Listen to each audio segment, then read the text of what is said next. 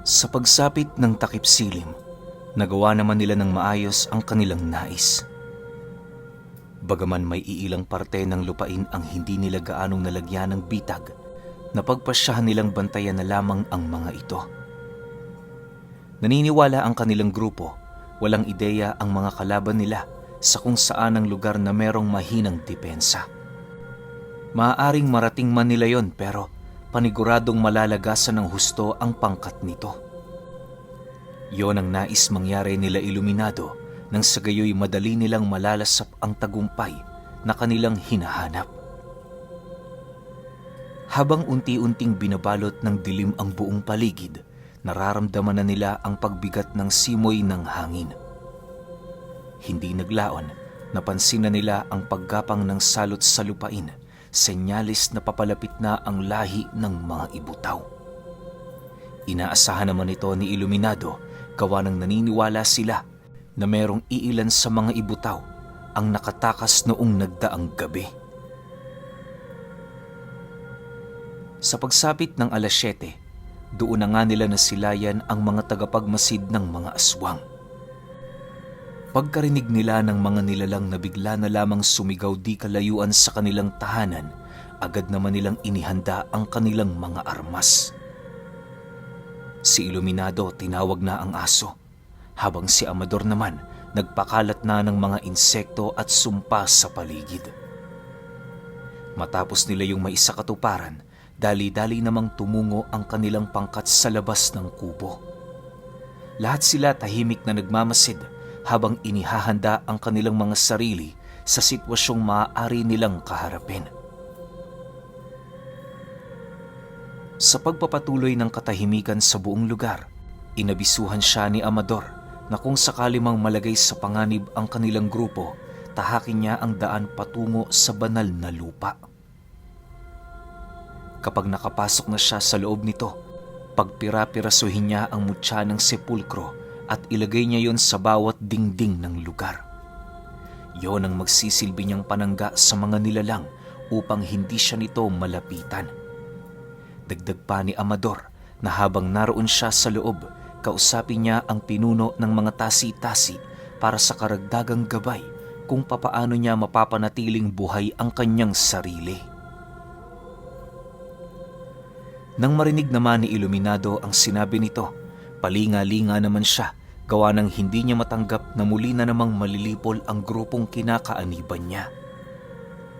Habang pinagmamasdan niya ang bawat isa sa mga antingero, wala siyang ibang nasilayan kundi ang hangarin nitong makipaglaban. Bawat isa sa mga ito nagtataglay ng blangkong pagmumuka, senyalis na hindi sila nababahala sa kung anuman ang mangyari sa kanila sa hinaharap. Dahil dito, kaya na may ganun na lamang ang paghanga niya sa grupo. Sa pagsapit ng oras ng kanilang pinakahinihintay, doon na nila narinig ang dumadaming tinig na sumisigaw sa buong paligid. Hindi naglaon, nagawa na ngang makarating ng mga aswang sa kanilang lugar kahit yun man ay sugatan. Pagsugod ng mga ito, agad naman yung sinalubong ng mga mandirigmang tasi-tasi kasama ang mga antingero. Sa pagsiklab ng digmaan sa lugar na yon, agad naman siyang ginabayan ni Amador patungo sa bukhanang parte ng yungib. Hindi siya nito iniwan alinsunod sa kanilang napagkasunduan. Makalipas pa ang ilang minuto, kitang-kita na nila kung papaano talunin ng mga ibutaw ang mga bitag at patibong na maghapon nilang ginawa. Marami man ang nagbuwis ng buhay sa panig nito, hindi yun alintana ng mga nilalang dahil sa matindi nilang hangarin na makuha ang ibon na umusbong sa liryo. Habang umaatikabo ang digmaan sa lugar, saksi itong si Iluminado kung papaano daragin ang iilan nilang mga kasama patungo sa karimlan. Karamihan sa mga antingerong pinagtulungang patayin ng mga ibutaw, wala nang nagawa kundi ang sumigaw. Hindi ito natulungan ng kanilang mga medalyon o mutya sa kabila ng lakas nito at bisa. Dahil sa mga ganoong pangyayari, hindi nila maiwasang kabahan ukol sa kung ano ang kahihinatna ng kanilang grupo. Pilit man yung ipagtanggol ng gabunang aso, hindi sapat ang lakas nito upang pangibabawan ang halos umabot sa daang puwersa ng kanilang mga kalaban. Nang mapagtanto ni Amador na magagapi na ang kanilang pangkat, dali-dali naman itong hinatak si Iluminado patungo sa loob ng yungib. Sa entradang daan ito, agad naman itong kinuha sa kanya ang mutya ng sepulkro at walang pagdadalawang isip na pinagpira-piraso sa pamamagitan ng dala nitong tabak. Matapos siyang gawin ng mangkukulam, ibinaon niya yun sa lupa, papaikot sa entrada ng yungib habang inuusalan. Nang maramdaman na nito ang bisa, nagpatuloy sila sa kanilang paglalakad sa loob at hindi alintana ang sigaw ng mga kasama nilang nakikipaglaban sa labas. Sa bawat hakbang na ginagawa noon ni Iluminado, ramdam na ramdam niya sa kanyang sarili ang labis na pagkagalit. Nais man niya kasing tumulong noon pero alam niya na kung gagawin niya ito, hindi malabong iaalay niya lamang sa mga nilalang ang kanyang buhay. Huwag kang mag-alala, Iluminado. May awa ang Diyos. Habang nabubuhay pa tayo, merong puwang ang pagpapatawad sa mga mahihirap na desisyong ating ginagawa. Manalig ka. Lahat ng mga nangyayari merong magandang dahilan. Wika ni Amador habang tinatapik nito ang kanyang balikat. Matapos naman niyang marinig ang sinabi ng kanyang kaibigan, doon na niya hindi napigilan ang pagtulo ng kanyang luha. Nais man niya noong sumagot sa sinabi nito pero ang kalungkutang kanyang naramdaman ukol sa mga nangyari sa kanilang mga kaibigan ang pumipigil sa kanyang magsalita. Makalipas pa ang ilang minuto, wala na silang naririnig na tunog sa loob ng yungib. Napakadilim din sa lugar na yon, kung kaya't halos wala silang maaninag sa buong paligid. Ayon kay Iluminado, na sa ilang minuto pa lang na kanyang pananatili roon, halos mabaliw na siya sa kadahilanang bukod sa wala siyang makita, wala din siyang naririnig. Ultimo ang paghawak sa kanya ni Amador, unti-unti nang naglalaho na parabang dahan-dahan ang namamanhid ang kanyang buong katawan. Dagdag pa niya, may hahalin tulad mo ang pakiramdam na yon kapag ikaw ay ikinulong sa kabaong at itinago sa isang lugar kung saan walang pumapasok na liwanag. Kung nagkataong mahina-hina ang iyong dibdib, paniguradong ikakasira yon ng iyong wisyo. Sa pagtagal pa ng kanilang pananatili sa loob, pakiramdam niya, mismong kaluluwa na niya ang kanyang nakikita. Ilang beses man niyang itaas sa hangin ang kanyang mga kamay, hindi niya yon kayang matingnan. Ang labis pang ikinabahala niya noon sa lugar ay ang mga patak ng tubig na animoy umiikot sa buong paligid. Maya-maya pa, laking gulat na lamang niya nang makasilay siya ng isang punong wala ng dahon na unti-unting lumiliyab. Paglamon ng isang dambuhalang apoy sa katawan nito, doon pa lamang niya nagawang masilayan ang kanyang kaibigan. Maging si Amador man, hindi makapaniwala sa mga bagay na kanilang nasaksihan. Habang patuloy nilang pinagmamasdan ang nasusunog na puno, napansin nilang hindi man lang natutupok ang kahit pinakamaliit na sanga nito. Dahil dito, doon nila tuluyang napagtanto na maaaring yun na nga ang sinasabi ng mga tasi-tasi na banal na lupang nagkokonekta patungong isla. Nang medyo tumagal na sila sa lugar, naaninag nila sa paligid ng silid ang mga simbolong animoy nagbibigay kaliwanagan ukol sa mga nakalimutang kasaysayan. Papalibot ng silid na yon, nakaukit ang mga kawal at pangkat na siyang pumigil sa mga ibutaw na makapasok sa isla. Doon din nila napag-alaman kung papaano nagawang mailapat sa mundo ng mga engkanto ang islang yon. Sa pagpapatuloy ng kanilang pag-iikot, tila bang unti-unti nang naliliwanagan ang kanilang isipan ukol sa totoong kaganapan na nangyari ilang daan taon na ang nakakaraan. Matapos nila yung masilayan, Abot langit naman ang ngiti ni Amador sa kadahilan ng labis siyang nagagalak dahil sa mga bagay na kanilang nalaman. Sa pagbalik nila sa kinaroroonan ng nagliliyab na puno, tumambad sa kanilang harapan ang isang puntod sa tabi nito na mayroong nakaukit na mga kataga. Kung ikaw ang karapat-dapat, hawakan mo ang lupang pinagpapahingahan ko. Pagbasa ni Amador sa mga kataga. Matapos naman nilang malaman ang tungkol roon, agad namang pumasok sa kanilang isipan na merong tinatagong patibong ang mga katagang nakasulat sa puntod. Pagsilay nila sa tabi nito, bumungad sa kanila ang buto ng tao na nakabaon sa lupa. Dahil dito, agad naman nilang naunawaan na papatayin ng mga katagang yon ang sinumang hindi karapat-dapat na humawak roon. Iluminado, naniniwala ako, ikaw ang karapat-dapat na humawak sa puntod na yan. Ang susi mo, ang gininto ang sinulid na dala mo. Huwag kang mabahala. Ibigay mo sa kanya ang lahat ng iyong pangamba. Magtiwala ka. Hindi tayo napadpad sa lugar na ito ng walang dahilan. Seryosong wika sa kanya ni Amador. Aminado din kasi ang mangkukulam, hindi ito ang taong tinutukoy ng mga katagang kanilang natuklasan. Kung meron mang karapat-dapat sa kanilang dalawa, yon ay walang iba kundi si Iluminado. Makalipas pa ang ilang minutong pag-iisip, pilit pa rin siyang nagdadalawang isip sa sinabi nito. Labis kasi siyang nababahala, lalo pat kung nagkataong hindi siya ang hinihintay ng puntod na yon, maaari niya yung ikamatay ng biglaan. Labis na pinangingilagan ni Iluminado ang pagkamatay ng maaga sa kadahilan ng marami pa siyang pinapangarap sa buhay. Maya-maya pa, nang makapagdesisyon na siya, ipinaubaya na lamang niya sa Diyos na kanyang kinikilala ang tungkol sa magiging tadhana ng kanyang buhay. Walang pagdadalawang isip, agad naman niyang hinawakan ng puntod na siyang naging sanihi upang bumagsak sa kanyang harapan ang isang sanga ng nasusunog na kahoy. Paglaho ng apoy nito, doon tumambad sa kanya ang punyal na nakatarak sa katawan nito.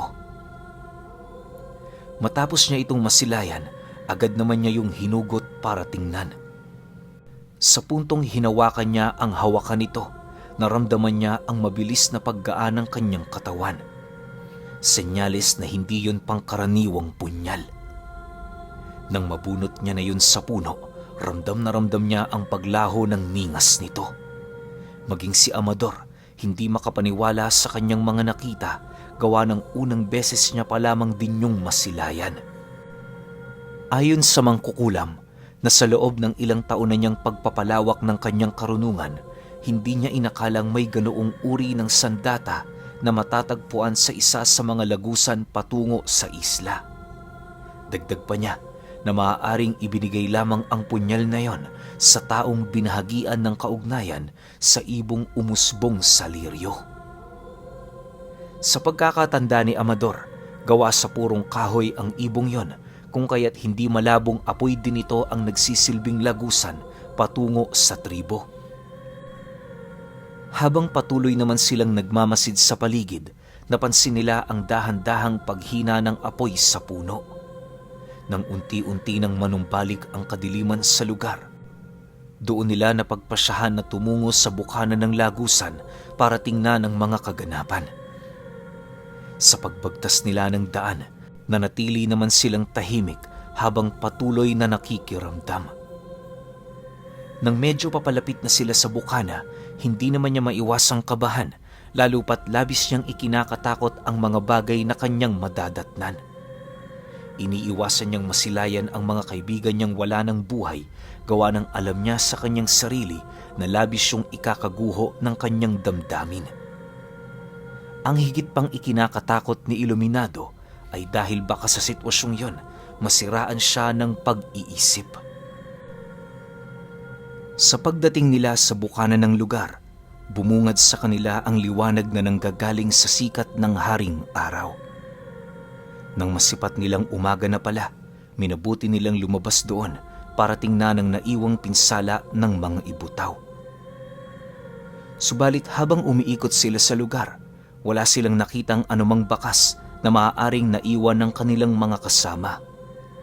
Ultimo presensya ng mga ito, hindi na nila naramdaman na parabang hindi man lang umiral ang mga ito sa lugar na yon. Dahil sa mga pangyayari, wala na silang nagawa kundi ipagpatuloy ang kanilang mga buhay. Alam nilang patay na ang mga ito pero imbis na gugulin nila ang kanilang oras sa paghihinagpis, minabuti nilang gamitin ito upang bigyan ng proteksyon ang kanilang mga sarili. Bago nila iwan ang yungib, kinonsagrado nila ang mga nakalibing na sepulkro papalibot dito. Ginawa nila ito nang sa gayoy makadaan pa rin ang mga mabubuting nilalang papaloob ng kuweba. Hindi nila yun maaaring isara sa lahat ng uri ng engkanto sa kadahilanang naniniwala sila, binubuhay at pinapatatag ng mga nilalang na yon ang lugar. Bago din nila yon tuluyang iwan, naglatag ng sabulag ang mangkukulam nang sa gayoy hindi ito basta-bastang matutuklasan ng mga ordinaryong tao. Maniwala kayo o hindi, ayon kay Iluminado, magpahanggang sa ngayon nagpapatuloy pa rin ang pag-iral ng kuwebang yon. Marami na ring nagtangkang humanap sa yungib na yon pero lahat sila hindi kayang pangibabawan ang lalim at bisa ng sabulag ni Amador. Sa pagsapit ng hapon noong mismong araw, nagdesisyon silang dalawa na magpakalayo-layo muna pansamantala. Hindi sila tumungo sa puso ng kabundukan para magtago, bagkus ay tumungo sila roon para sanayin si Iluminado at ang gamit na tanga nito.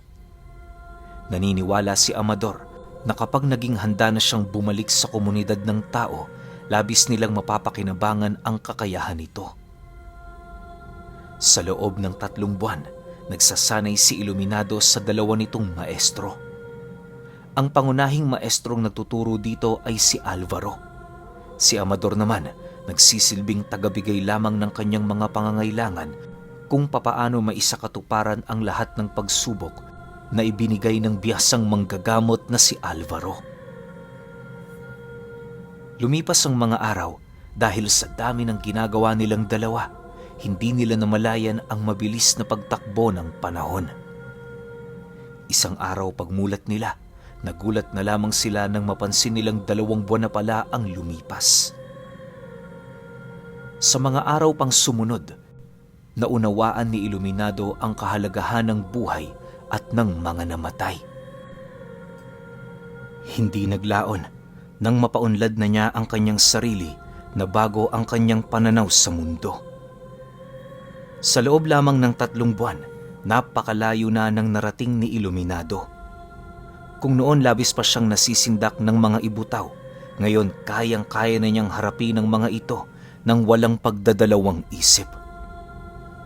Dahil sa kawalan ng mga nilalang na makalaban sa lugar na kanyang pinagsasanayan, kaya na may matagal na din niyang inasam na makapatay ng totoong aswang. Sa pagsapit ng araw ng pagtatapos ng kanyang pagsasanay, maaga pa niyang pinuntahan ang panahong kinaroroonan ni Alvaro. Pagdating niya sa bahay nito, masaya naman niya yung niyakap habang nagwiwika dito ng, "Maestro, lahat ng itinuro niyo at habilin, itinatako sa aking puso. Hinding-hindi ko yung makakalimutan hanggang ako'y tumanda sa mundong ito. Masaya ho ako at kayo naging maestro ko. Balang araw, maipagmamalaki niyo rin ako. Hindi sa panahong ito, kung hindi sa panahong tayo ay nakarating na sa 2 buhay. Mag-iingat ho kayo, maestro, at naway palagi kayong gabayan ng ating Diyos." Nang marinig naman yon ni Alvaro, ngumiti lang naman ito sa kanya, tanda na masaya rin ito sa kung ano ang narating niya. "Makakaasa ka, Iluminado. Hihintayin kita sa 2 buhay. Sa lugar na yon, makakapag-usap na tayo ng mapayapa at walang hinahabol na panahon. Mag-iingat ka sa digmaang kahaharapin mo. Huwag mong kakalimutan ang mga bagay na itinuro ko."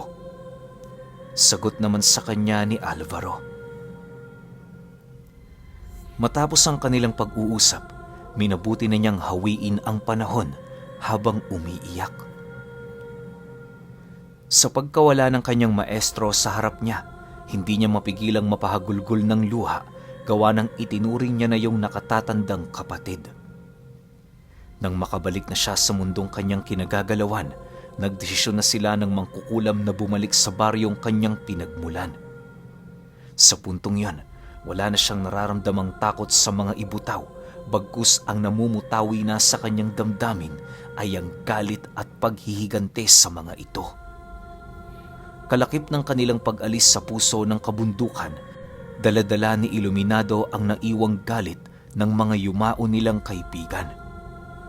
Para sa kanya, nalalapit na ang kanilang paghihigante laban sa lahing matagal nang sumusupil sa lahat ng taong napalapit sa kanya. Makalipas lamang ang ilang araw, narating na nga nila ang unang baryo sa Silanguin, kung saan doon sumalubong sa kanila ang iilang pamilya ng mga aswang. Nang maramdaman ng mga ito ang kanilang pagdating, hindi pa man sila nakakapasok sa baryo, nagawa na silang komprontahin ng iilan sa mga ito. Habang naglalakad sila Iluminado sa daan, doon nila nasilayan ang 7 kalalakihan na may daladalang tabak. Nanlilisik ang mga mata nito habang nakaupo sa gilid ng daan. Paglapit nila sa mga nilalang, bigla naman sila nitong tinambangan, kung kaya't minabuti nilang pansamantalang huminto sa kanilang paglalakad. Sa pagpapatuloy ng kanilang pagmamasid sa paligid, ramdam na nila ang panggigigil ng mga nilalang na iligpit silang dalawa.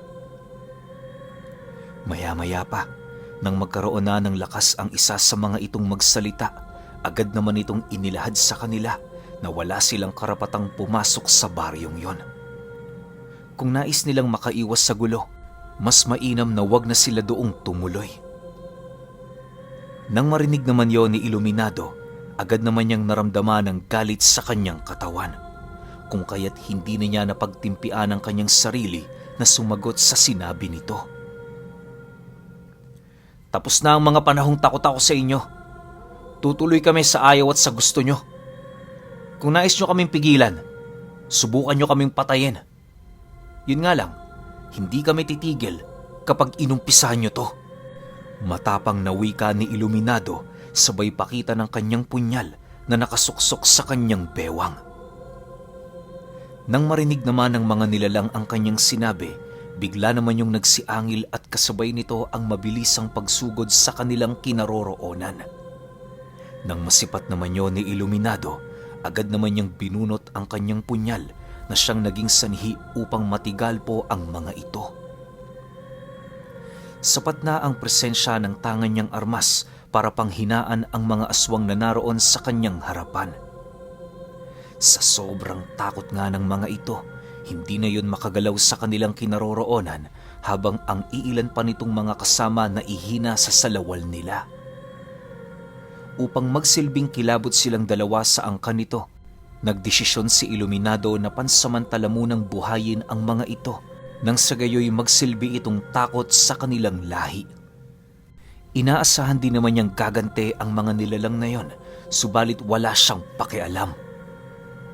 Bagaman nanginginig na noon ang kanyang laman na pumatay, maigi niya pa rin yung pinigilan para sa nalalapit na digmaan sa pagsapit ng gabi.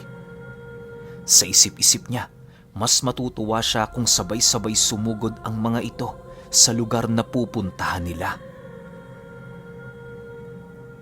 Lumipas pa ang ilang minuto, nagpatuloy naman ang kanilang paglalakad hanggang sa marating na nila ang tahanan ng albularyong naninirahan doon.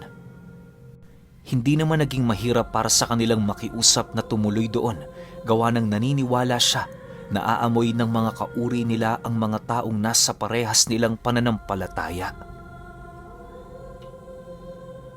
Sa pagsapit ng gabi, inilahad nila dito ang kanilang pakay sa lugar. Ipinagpasalamat naman yon ng albularyo sa kadahilan ng matagal nang namamayagpag-roon ng presensya ng mga aswang. Nang marinig naman yon ni Iluminado, para siyang demonyong nakangisi habang nakaupo. Malawak ang iniisip sa mga pamamaraang magbibigay kasiyahan sa kanya, kalakip ng kamatayan at paghihirap ng mga ito. Okay, grabe ang lakas na ni Iluminado, no? Isipin nyo naman kasi, dalawa yung maestro tapos parehas pang nasa panig ng kanan tsaka kaliwa, tag-isa. Paano hindi lalakas to, di ba? Sige, para hindi tayo mabitin, pasensya na kayo, late ako nag-upload ngayon. Yung isa isunod natin siguro madaling araw, kahit konti na lang yung gising nun o kahit konti na lang yung makikinig, at least kinabukasan pagising nung iba, merong bubungad sa kanilang kwento. Pahintay na lang ako, mamaya madaling araw. Yun lang, salamat.